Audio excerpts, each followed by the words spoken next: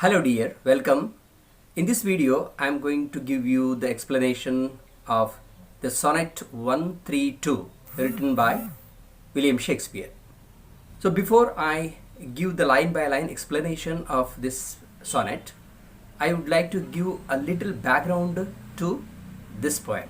Shakespeare has written 154 sonnets in total, and among them 126 are about a fair youth who is identified as Mr. H.W. or W.H. William Herbert, the third Earl of Pembroke. And he was very much handsome. Shakespeare was very much affectionate to this person. And there is another woman, Mary Fitton, who is identified as the dark lady mentioned here.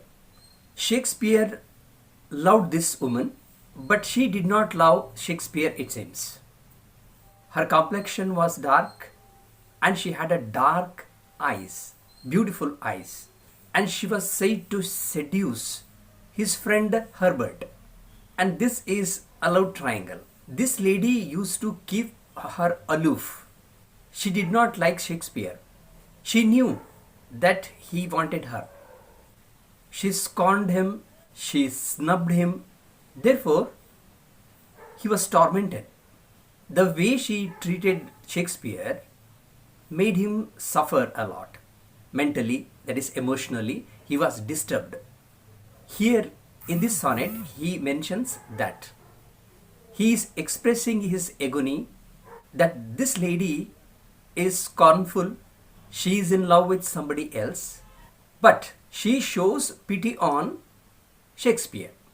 This gesture of pity moves Shakespeare. Shakespeare is happy with the pity she is showing towards him, and he wants that pity should turn into love. Thine eyes I love, and they as pitying me. Shakespeare gives the hint that she is pitying him. That pity is because that she has tormented him. She has given pain to him. Therefore, there is pity on him, not love. He says that he loves those eyes which shows pity on him. Knowing thy heart torments me with disdain. Disdain means scorn. So Shakespeare knows that she doesn't like him. This dark woman has a superiority complex. Even though he knows that, he loves those eyes which are showing pity on him. Have put on black and loving mourners be. Loving mourners here means when someone dies in a family, the family members and friends normally wear black dress for mourning. So her eyes are looking like mourners, loving mourners, looking with pretty Ruth upon my pain. Ruth means compassion. He calls it as a pretty Ruth. That means so nice one. That means this pain is inflicted by her. And now she is looking at him with the compassion. This shows that he loved that compassion which she was showing, despite knowing the fact that deep in her heart she has no affection for this man, and truly not the morning sun of heaven, that is, he is referring to sunrise in the morning, better becomes the grey cheek of the east. Grey cheek here means the dawn, early morning. When it is night, it is totally dark. When some light appears in the eastern horizon, that time we see that it becomes grey. So that dawn is referred to as grey cheek. So beautiful comparison it is. And another comparison he gives here. Nor that full star that ushers in the even. Ushers means appear. Appear in the evening. That is the pole star. When Venus appears it is brighter. Even the evening also is grey. And this pole star in the evening gives grace to the west.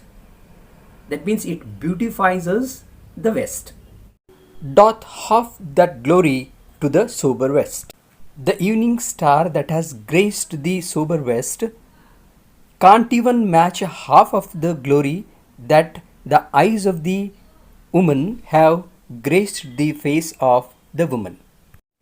Shakespeare means to say that her dark, beautiful eyes have made her face so very beautiful that even the morning sun or the evening star have not graced the eastern or western horizon. As those two morning eyes become thy face. Now her face has got the same feelings as the eyes have got. That eyes have given beauty to her face. Oh, let it then as well be seem thy heart. It means the face. Now, as your face is so very beautiful, so let your heart be beautiful like it. He wishes her heart to change and love him. That is what he wants. To mourn for me since morning doth thee grace. Morning doth thee grace. That means your mourning has increased the beauty in your face. So let it be like that only. Let it show compassion. Let it love me. And suit thy pity like in every part. The poet says that every part of her body should reflect the same feeling, that is compassion. And in last two lines, that is couplets, he says, then will I swear beauty herself is black, and all they foul that they complexion lack. Then lastly he says that if she shows compassion to him, he thinks that it is the way forward for love. So ultimately he wants that she should love him. If that happens, then he would declare that black only is beautiful. He would accept that black is beautiful. He says that all the women with a fair complexion do not match her beauty, because in this face there is a compassion. So that compassion might turn into love. I hope you have understood the poem well, and the summary will be uploaded in my blog. My blog address is vijayindrak.blogspot.com. If my explanation is good, please like and share with your friends. Thank you and Jai Hind.